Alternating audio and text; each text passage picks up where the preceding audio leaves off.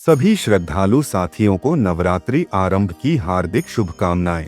नवरात्रि का आरंभ माता दुर्गा की उपासना का शुभ पर्व है, जिसे वर्ष में 2 बार चैत्र और आश्विन मास में विशेष रूप से मनाया जाता है। 9 दिनों तक शक्ति की पूजा, तप, साधना और भक्ति का यह उत्सव हर हृदय को नव चेतना से भर देता है।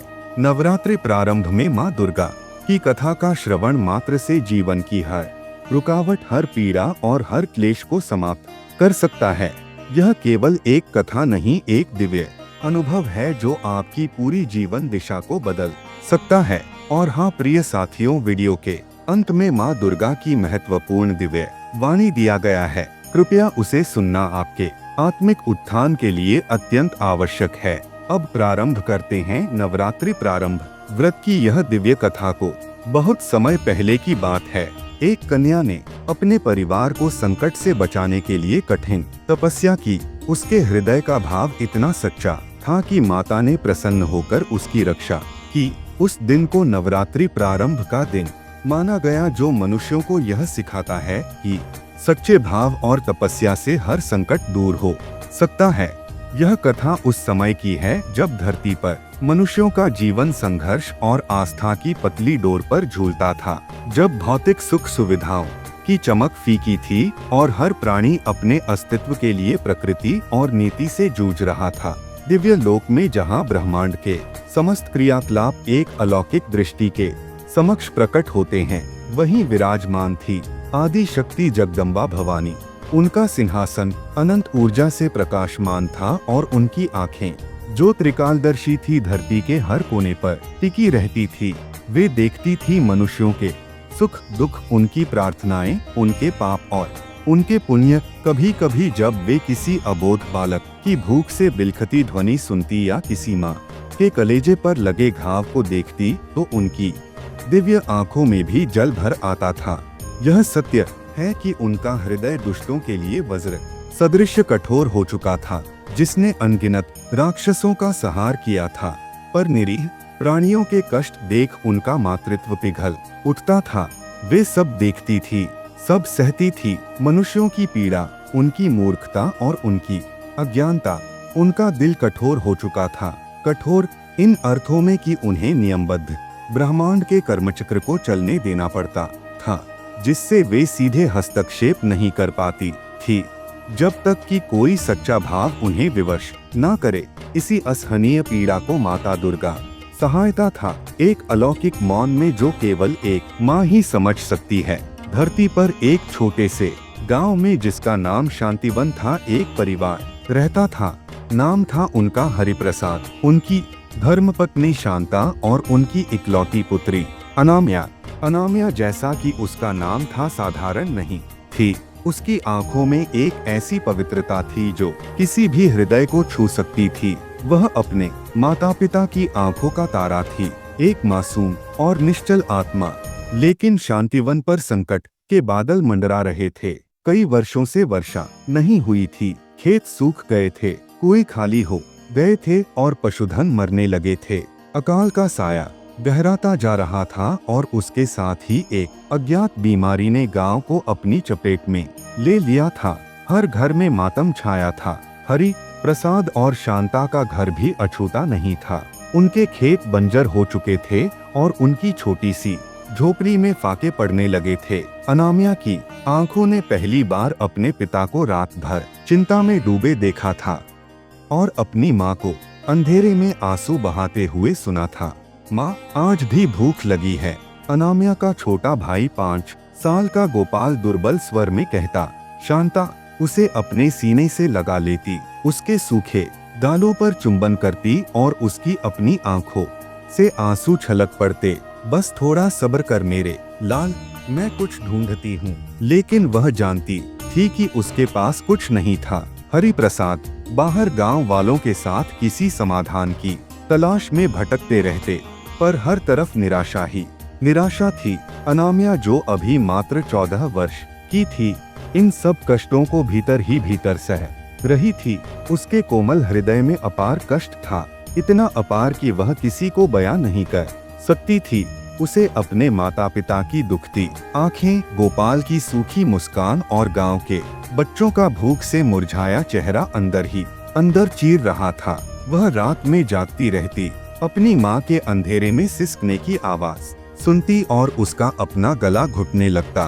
क्यों हो रहा है यह सब? क्या ईश्वर नहीं सुनता हमारी पुकार? यह प्रश्न उसके बाल मन को मटते रहते। उसका हृदय दया से भरा था। वह अपने परिवार के लिए कुछ भी कर सकती थी, लेकिन क्या एक दिन उसने अपने पिता को यह कहते सुना, अब कोई उम्मीद नहीं बची शांता, गांव के वैद्य भी हार मान चुके हैं, हम सब बस मृत्यु की प्रतीक्षा कर रहे हैं। इन शब्दों ने अनामिया के अंदर कुछ तोड़ दिया।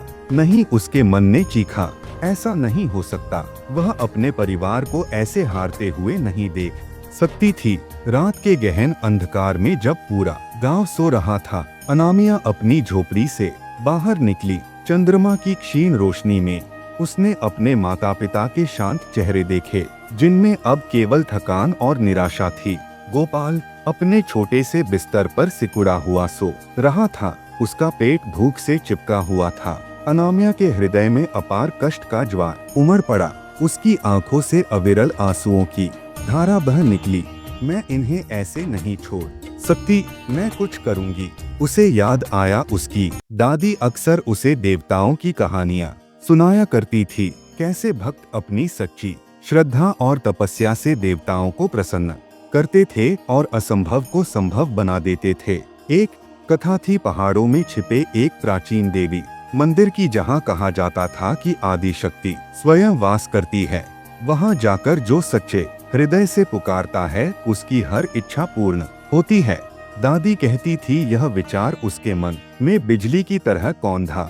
तपस्या, मुझे तपस्या करनी होगी। यह एक जोखिम भरा अकल्पनीय निर्णय था एक बच्ची के लिए, लेकिन उसके हृदय में परिवार के प्रति प्रेम इतना तीव्र था कि उसने हर भय को रौंद डाला। अगली सुबह उसने बिना किसी को बताए कुछ सूखे पत्ते और एक मिट्टी का घड़ा लेकर घर छोड़ दिया। उसकी माँ शांता जब जागी और अनामिया को ना पाकर विलाप करने लगी, तब तक अनामिया गांव की सीमा पार कर चुकी थी। उसका हृदय में भय था, हाँ अवश्य था, परंतु उससे कहीं अधिक था प्रेम और दृढ़ संकल्प। वह अनजानी राहों पर चल पड़ी, जहाँ कांटे थे, पथरीली जमीन थी और जंगली जानवरों का भय था। वह भूखी थी, प्यासी थी और सूरज की तपिश उसकी त्वचा को जला रही थी, लेकिन उसकी आंखों के सामने अपने परिवार के मुरझाए चेहरे थे और उसकी कानों में गोपाल की भूख से भरी आवाज गूंज रही थी। यही उसके तपस्या की पहली सीढ़ी थी, त्याग और कष्ट को सहने की क्षमता।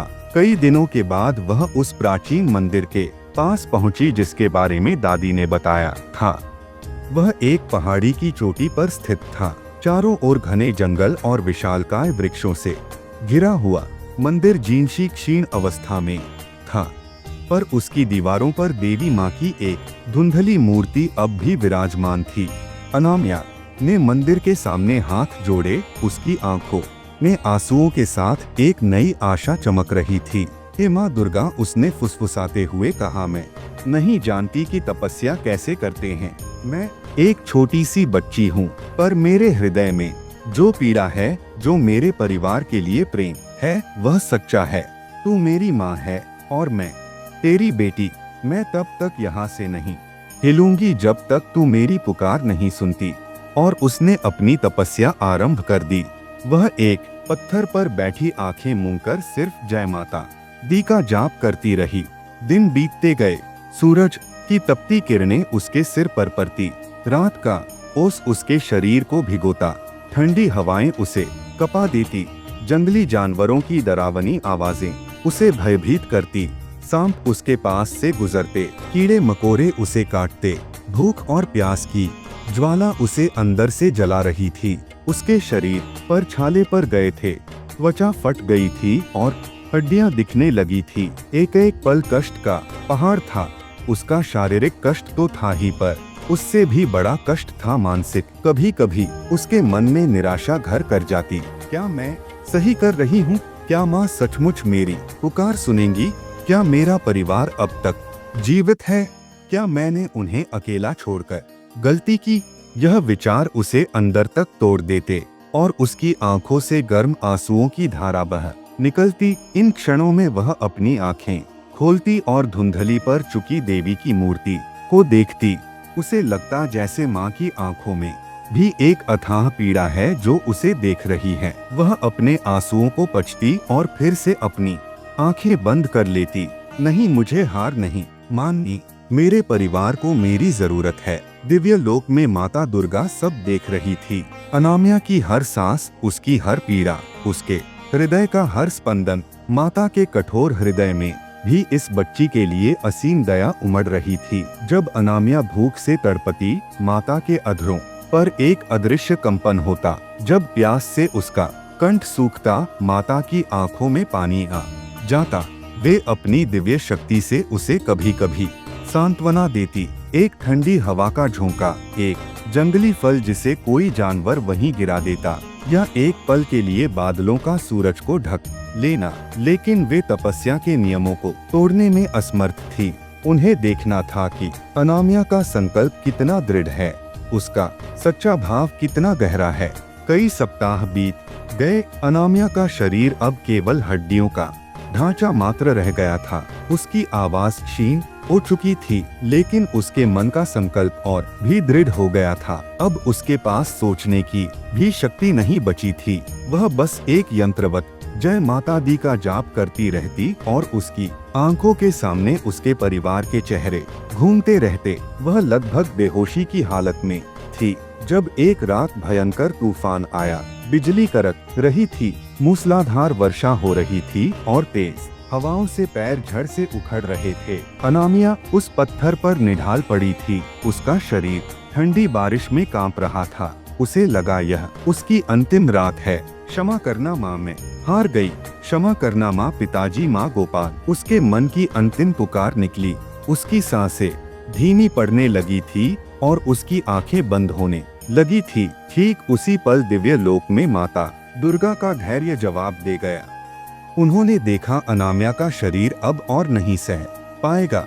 उसकी तपस्या पूर्ण हो चुकी थी। उसका सच्चा भाव ब्रह्मांड को हिला चुका था। माता की आंखों से अब करुणा की अविरल धारा बह निकली और उनका कठोर हृदय जो ब्रह्मांड की नीति के नियमों से बंधा था, उस बच्ची के प्रेम के सामने पिघल गया।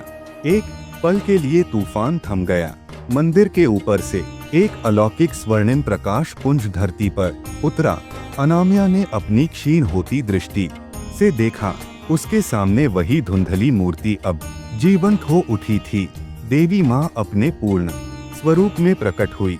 उनके आठों भुजाओं में शस्त्र सुशोभित थे। उनका मुखमंडल दिव्य प्रकाश से जगमगा रहा था, पर उनकी आंखों में अनामिया के लिए असीम वात्सल्य और करुणा थी।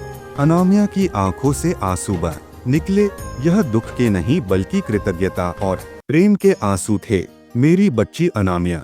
देवी माँ की आवाज मेघ गर्जना जितनी शक्तिशाली, किंतु माँ की लोरी जितनी मधुर गूंज उठी। तेरा सच्चा भाव और तेरी कठिन तपस्या ने ब्रह्मांड के हर नियम को झुका दिया है। तूने अपने परिवार के लिए जो कष्ट सहे हैं, वह किसी भी तपस्वी के लिए प्रेरणा है। तेरे हृदय का प्रेम और त्याग अद्वितीय है। मैं तेरी तपस्या से अत्यंत प्रसन्न हूँ। अनामिया ने कुछ कहने की कोशिश की, पर उसकी आवाज नहीं निकली। उसने बस हाथ जोड़ दिए। माता मुस्कुराई। उठ मेरी पुत्री, तेरी तपस्या सफल हुई। आज से तेरे गांव में वर्षा होगी, रोग दूर होंगे और सभी संकट समाप्त हो जाएंगे। तेरा परिवार सुरक्षित है और अब कभी दुख के साए तले नहीं रहेगा। एक दिव्य ऊर्जा ने अनामिया के शरीर में प्रवेश किया। क्षण भर में उसके सारे घाव भर गए। उसका शरीर स्वस्थ और पुष्ट हो गया और उसकी आंखों में नई चमक आ गई। वह उठ खड़ी हुई और देवी माँ के चरणों में गिर पड़ी। हे माँ, यह सब आपकी कृपा है। उसने रुंधे गले से कहा। माता ने उसे उठाया। यह तेरी तपस्या का फल है पुत्री। आज से मनुष्य को यह याद दिलाने के लिए कि सच्चे भाव और तपस्या से हर संकट दूर हो सकता है। इस दिन को नवरात्रि के प्रथम दिन के रूप में जाना जाएगा। 9 दिनों तक जो भी सच्चे हृदय से मेरी आराधना करेगा, उसे अनामिया की तपस्या का स्मरण होगा और मैं उसकी रक्षा करूंगी। माता दुर्गा ने आगे कहा। उनकी आवाज में चेतावनी और शिक्षा दोनों का मिश्रण था। मनुष्यों को यह समझना होगा कि केवल कर्मकांड या दिखावा पर्याप्त नहीं है। मुझे भौतिक चरावे नहीं बल्कि हृदय का सच्चा भाव चाहिए। जब तक तुम्हारा हृदय दूसरों के कष्टों से द्रवित नहीं होता, जब तक तुम निस्वार्थ भाव से त्याग नहीं करते, तब तक मेरी कृपा पूर्ण रूप से प्राप्त नहीं हो सकती। अनामिया की तपस्या यह सिखाती है कि प्रेम, त्याग और अटूट विश्वास ही सबसे बड़ी शक्ति है। यह एक चेतावनी भी है। भौतिक सुखों के पीछे भागते हुए अपनी आत्मा और अपने मूल्यों को न खो देना। जब भी धरती पर संकट गहराएगा, सच्चे भाव से की गई तपस्या ही उसे दूर कर सकती है। यह कहकर देवी माँ अपने दिव्य रूप में विलीन हो गई। पीछे छोड़ गई सिर्फ एक सुनहरी आभा और अनामिया के हृदय में असीम शांति।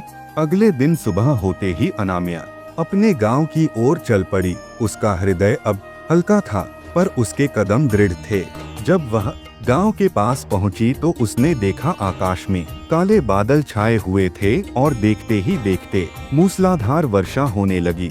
सूखी धरती प्यासी थी और उसने हर बूंद को सोख लिया। गांव वाले बाहर निकल आए। अपनी आंखों पर विश्वास नहीं कर पा रहे थे। उनकी आंखों में आंसू थे, पर इस बार यह दुख के नहीं बल्कि आनंद और कृतज्ञता के आंसू थे। अनामिया घर पहुंची। उसके माता पिता जो उसकी चिंता में सूख गए थे, उसे देखकर स्तब्ध रह गए। अनामिया ने उन्हें गले लगा लिया और उन्हें सारी बात बताई। उनकी आंखों से भी आंसुओं की धारा बह निकली। गोपाल जो अब तक दुर्बल था, अपनी बहन को देखकर मुस्कुराया और एक नई ऊर्जा उसके चेहरे पर झलक रही थी। धीरे धीरे वर्षा ने खेतों को सींचा। बीमारी दूर होने लगी। गांव में फिर से खुशहाली लौटने लगी। अनामिया की कथा पूरे गांव में फैल गई और फिर दूर दूर तक लोगों ने समझा कि कैसे एक छोटी सी बच्ची अपने सच्चे भाव और कठिन तपस्या से अपने परिवार और पूरे गांव को बचा सकती है। और तब से हर वर्ष जिस दिन अनामिया ने अपनी तपस्या आरंभ की थी, वह दिन नवरात्रि का प्रथम दिन माना जाने लगा। 9 दिनों तक लोग देवी माँ की आराधना करते हैं, अनामिया की तपस्या का स्मरण करते हैं और अपने हृदय में सच्चे भाव और निष्ठा को जगाने का प्रयास करते हैं। यह मनुष्य को सिखाता है कि चाहे कितने भी बड़े संकट क्यों ना आ जाए, सच्चा भाव, अटूट विश्वास और निस्वार्थ तपस्या हर कष्ट को दूर कर सकती है। दिव्य लोक में माता दुर्गा अब भी धरती पर दृष्टि रखती हैं। जब वे देखती हैं कि कोई भक्त सच्चे हृदय से उनकी आराधना कर रहा है, जब वे देखती हैं कि कोई अनामिया की तरह निस्वार्थ प्रेम से ओतप्रोत है, तो उनके होठों पर एक संतोषमयी मुस्कान आ जाती है। उनकी आंखों में अब भी जल भर आता है, पर यह आंसू अब केवल करुणा के नहीं बल्कि आशा के भी होते हैं। आशा की मनुष्य कभी भी सच्चे भाव की शक्ति को नहीं भूलेगा और अनामिया की तपस्या की यह प्रेरणा युगों युगों तक एक प्रकाश पुंज बनकर जगमगाती रहेगी। यह कथा हर हृदय में यह विश्वास जगाती है कि माँ की करुणा प्राप्त करने के लिए भौतिकता नहीं बल्कि हृदय की पवित्रता ही सर्वोपरि है, और यही सबसे बड़ा सत्य है जो हर युग में मनुष्य को साहस और प्रेरणा देता रहेगा। मित्रों, इस वीडियो में नवरात्रि प्रारंभ की पावन व्रत कथा यहीं पर समापन होती है। अब आइए माँ दुर्गा की करुणामयी संदेश को सुनते हैं। नवरात्रि प्रारंभ की कथा से जनित करुणा, चेतावनी और आशा की पुकार अवश्य सुने। हे मेरे सूर्य के भांति पुत्रों, मेरे प्रकाश संतान, सुनो मेरी पुकार। मैं दुर्गा माँ हूँ, तुम्हारी जननी, तुम्हारी रक्षक, तुम्हारी चेतावनी भी।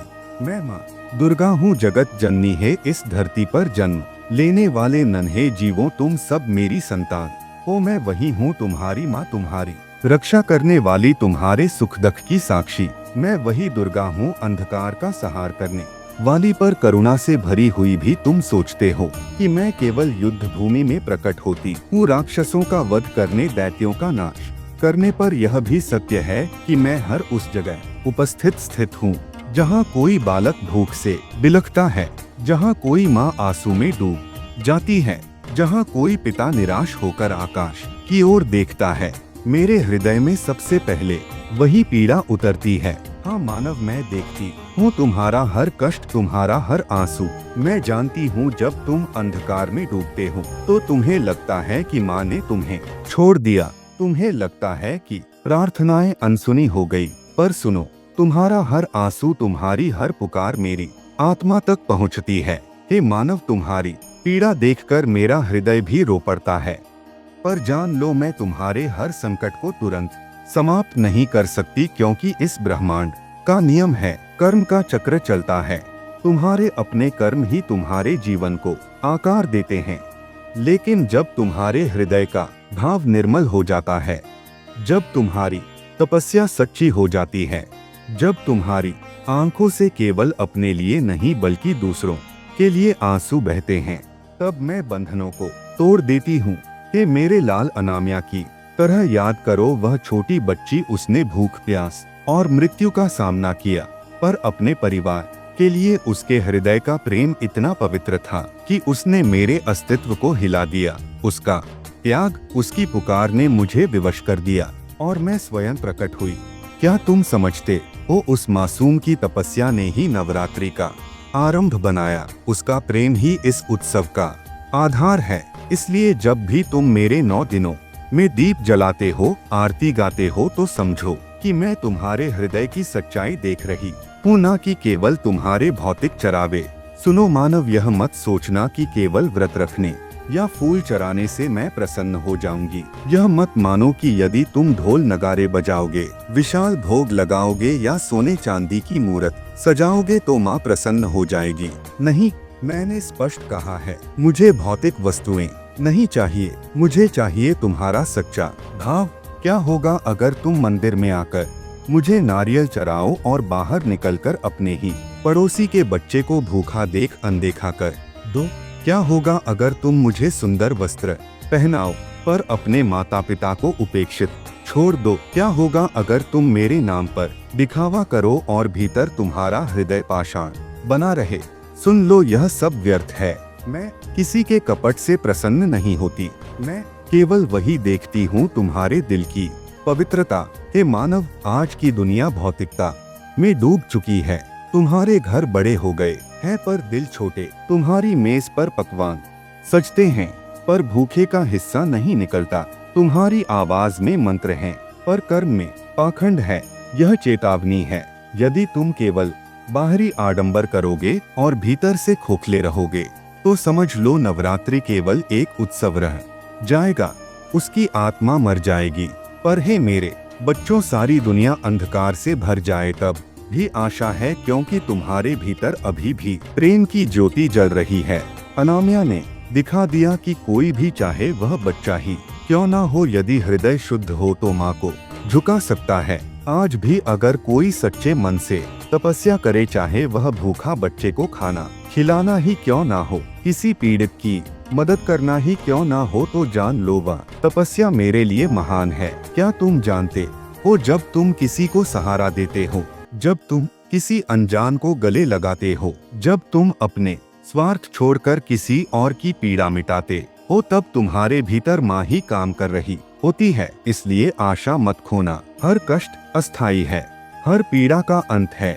यदि तुम्हारे दिल में करुणा है, त्याग है, निस्वार्थ है, तो जान लो माँ दुर्गा हमेशा तुम्हारे साथ है। हे मानव, हे मेरी संतान, कभी यह मत सोचना कि तुम अकेले हो, कभी यह मत मानना कि तुम्हारी पुकार व्यर्थ है। मैं सदा सुन रही हूँ तुम्हारे रुदन को, तुम्हारी हंसी को, तुम्हारी थकान को। जब तुम्हारा दिल टूटता है तो मेरा भी टूटता है। जब तुम्हारा बच्चा भूख से रोता है तो मेरी छाती भी छलनी होती है। जब कोई स्त्री अपने आंगन में बेटे की मृत्यु पर विलाप करती है तो मेरी आंखें भी बरस जाती हैं। पर जब मैं देखती हूँ कोई माँ अपने बच्चे को गले लगाकर उसे उम्मीद देती है, कोई पिता अपने आंसू छुपाकर अपने परिवार को हिम्मत देता है, कोई बालक भूखा रहकर भी अपने छोटे भाई को रोटी दे देता है, तब मेरा हृदय गर्व से भर जाता है। हाँ मानव, यही है सच्ची पूजा, यही है सच्चा नवरात्रि के मानव सनातन धर्म यही सिखाता है। सत्य, करुणा और त्याग ही सबसे बड़ा तप है। नवरात्रि केवल 9 दिन का उत्सव नहीं, यह तुम्हारे जीवन का प्रतीक है। 9 दिन का अर्थ है अंधकार से प्रकाश की यात्रा।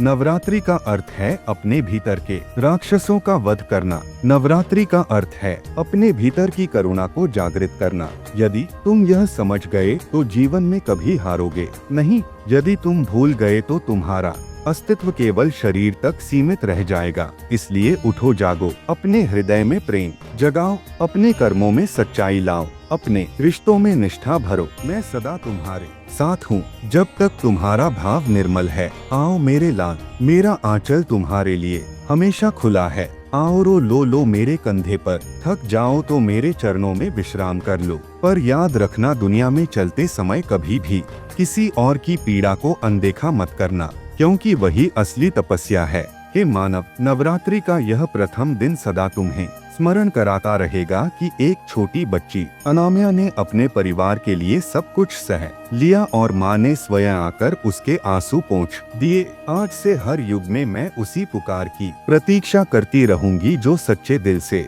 उठे। मित्रों, इस वीडियो में नवरात्रि की पावन व्रत कथा और दिव्य वाणी यहीं पर समापन होती है। हम कामना करते हैं कि माँ दुर्गा की कृपा बनी रहे, आपके जीवन में सदैव सुख, शांति, समृद्धि हो और सकारात्मक ऊर्जा का संचार होता रहे। यह विशेष दिन न केवल भक्ति भाव से भर देता है, बल्कि हमारे जीवन में एकता, प्रेम और आस्था का संदेश भी लेकर आता है। नवरात्रि प्रारंभ की कथा को सुनने के लिए हृदय से धन्यवाद। कृपया अपने विचार और अनुभव कमेंट्स में अवश्य साझा करें और जय माँ दुर्गा लिखना ना भूलें। आपके द्वारा किए गए कमेंट्स न केवल आपको प्रेरित करेंगे, बल्कि अन्य दर्शकों के लिए भी भक्ति और श्रद्धा का स्रोत बनेंगे। जय माँ दुर्गा।